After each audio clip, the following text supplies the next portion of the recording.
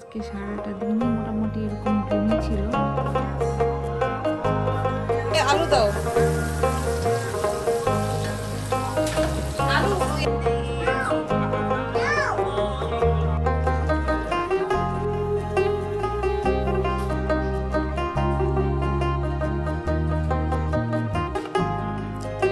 এলি কোথায় যাচ্ছে? মসজিদ।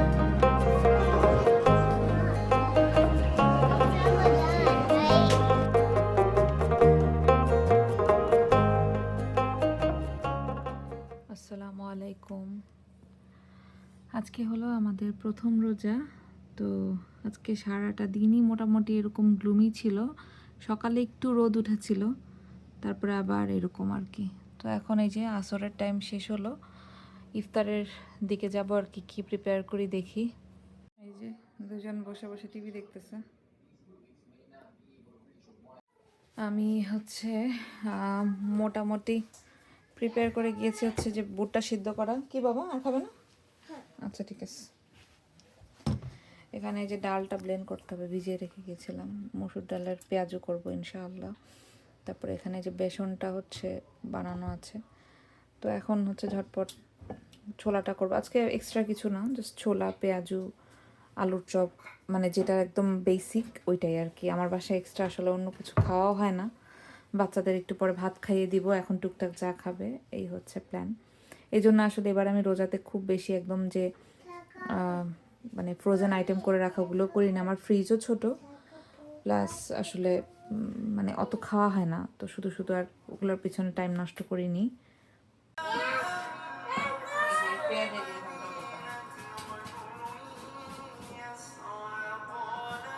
আমাদের প্রথম ইফতারির প্রিপারেশন চলছে আর কি। তো এলনাসকে নিয়েই সাথে করছি, কারণ ও ওকে বলছিলাম যে ওর আপুর সাথে বসে একটু টিভি দেখতে বা কিছু করতে, খেলতে, বাট সে কিছু করবে না, সে আমার সাথেই থাকবে। যেহেতু দেখতে পাচ্ছে আমি ইন্টারেস্টিং কিছু করছি, কাটাকুটি করছি আর কি, তো পাশে দাঁড়িয়ে দেখছে। দেখছে বললে ভুল হবে, এই যে ধরে ধরে পেঁয়াজগুলোকে খুলে খুলে নিচে কতগুলো ফেলেছে। কিছু করার নেই, এভাবেই কাজ করতে হয়, করতে হবে, মানে এইটাই হচ্ছে লাইফ। তো আমি হচ্ছে এখন ছোলাটা করব। আলু চপ করবা না?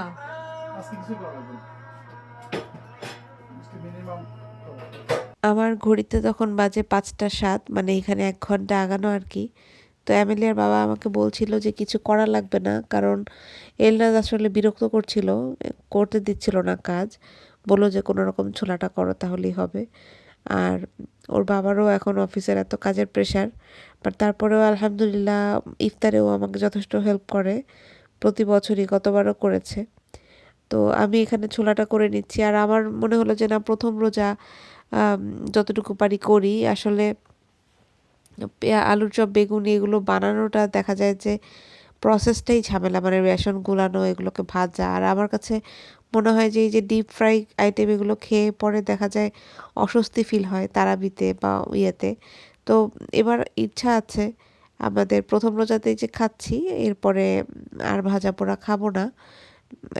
মানে নর্মাল যেই খাবার এগুলোই খাবো আর কি। ভাত আসলে ওর বাবা খেতে চায় না বা খায় না, আমি নিজেও খাই না। তো দেখা যায় আমাদের কাবাব, পরোটা বা রুটি, এই জিনিসটার সবচেয়ে বেশি চলে। গত বছরও খেয়েছি অনেক দিন।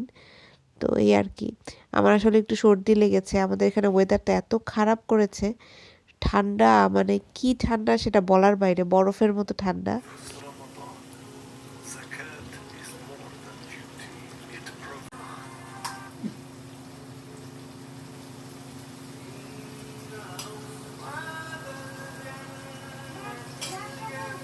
তো ছোলা ভুনার রেসিপি আর কি শেয়ার করব? আমার কাছে তো মনে হয় মানে বাংলাদেশের সবাই আমার থেকে ভালো ছোলা রান্না করতে পারে।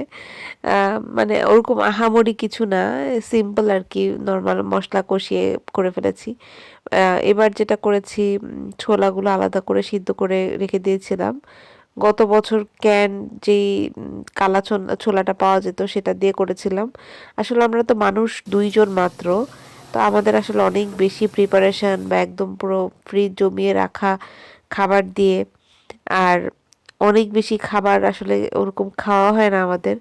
এই জন্য এখন আর আমি মানে ফ্রিজে ফ্রোজেন খাবার স্টোর করি না, কারণ অ্যামেলিয়ার বাবা দেখা যায় যে অল্প ওর হচ্ছে খাওয়া খুবই লিমিটেড, আর মানে খুব অনেক বেশি কিছু একসাথে ট্রাই করতে পছন্দ করে না, এক দুইটা আইটেম দিয়ে খাবে এটাইও পছন্দ করে। আমিও সেম তাই, মানে অনেক খাবার একসাথে নষ্ট করতেও ইচ্ছা করে না। তো যাই হোক, আজকে একদম সিম্পল রান্নায় যেটা ইফতার আমরা করি সচরাচর সেটাই করছি।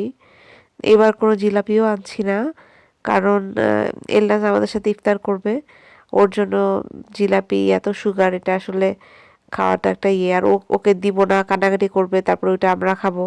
এজন্য ওর বাবাকে বলেছি কোনো মিষ্টি জিলাপি এনো না, দরকার নেই। তো আমি এখানে মুসুর ডাল দিয়ে আজকে হচ্ছে পেঁয়াজুটা করব। আমি ডালটাকে ব্লেন্ড করে নিচ্ছি। খেসারির ডাল গত বছর মিক্স করেছিলাম, এবার আর করিনি, এবার জাস্ট যেহেতু প্রথম দিন আর অত খাবো না, তাই মনে হলো যে মুসুর ডাল দিয়ে করি, আর এটাই ভালো, ক্রিস্পি হয়। তো আমি 1 ঘন্টা 1.5 ঘন্টার জন্য এটা ভিজিয়ে রেখেছিলাম, তারপরে হ্যান্ড ব্লেন্ডার দিয়ে এটাকে ব্লেন্ড করে নিচ্ছি, একটু একটু কাঁচা কাঁচা রেখে, মানে আস্তে আস্তে কিছু রেখে। আর এদিক থেকে আমার ছোড়াটাও হয়ে গেছে। আমি আলু মাইক্রোওয়েভে সেদ্ধ করেছিলাম, তো ওখান থেকে একটু চটকে দিয়ে দিয়েছি। আর এই পাশে যে পেঁয়াজটাও মেখে নিচ্ছি।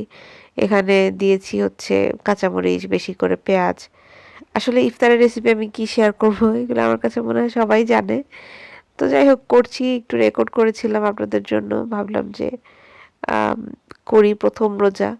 তো আমি এই বছরের রোজায় আসলে সেভাবে অ্যাক্টিভ থাকবো না, মানে আমার ইচ্ছা নেই। গত বছর রোজাতে তো অনেক মোটামুটি ভ্লগ দিয়েছি, আসলে এমনিতেও সময় পাই না। আর রোজার মধ্যে দেখা যায় যে ফোকাস থাকে বা একটা নিয়ত থাকে যে ইবাদত করার বেশি বেশি, কারণ এই মাসটাই এরকম, একদম ঘড়ির কাঁটা ধরে মানে গোনা মাস ধূপ ধূপ করে চলে যায়। এই যে আপনাদের সাথে ব্লগটা শেয়ার করছি, এখন অলরেডি আমাদের 4 নম্বর রোজা আলহামদুলিল্লাহ শেষ হয়ে গেছে। তো এই তো মানে চোখের পলকে দিন চলে যাচ্ছে। তো এমনিতেও আমি আসলে এখন ওরকম রেগুলার হই না, বা হতে পারিনি। তো রোজার মধ্যে আসলে অত বেশি প্রেশার নিচ্ছি না বা নিব না, বা চেষ্টা করব সপ্তাহে 1 দিন হলেও বা 2টা হলেও আপনাদের সাথে যদি করা যায় ছোট করে ব্লগ, ইনশাল্লাহ। আর আমার ফেসবুক আর ইনস্টাগ্রামে আপনারা ফলো দিয়ে রাখতে পারেন, আমি মাঝে মধ্যে স্টোরি বা ছোট পিকচারের মানে জিনিস মানে আপডেটেড থাকার চেষ্টা করি, বাট রোজাতে হয়তো বা সেটাও করব না, ইচ্ছা নেই আর কি। তো যাই হোক, এখান থেকে আমি লাইট জ্বালিয়ে নিয়েছি আমাদের ডেকোরেশনটা করে যেগুলো করেছিলাম। আর ওর বাবা আমাকে একটু ভাজা পোড়াতেও হেল্প করেছিল, অল্প করে ভেজেছি সব কিছু।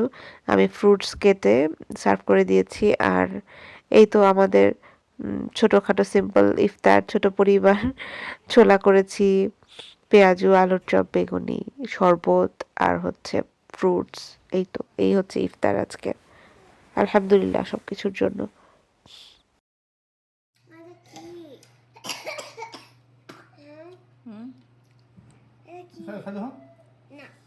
বিসমিল্লাহ বলে খাও, তাহলে হবে। শশা নিয়ে আসবে না কেমনি? আমার লাগবে না।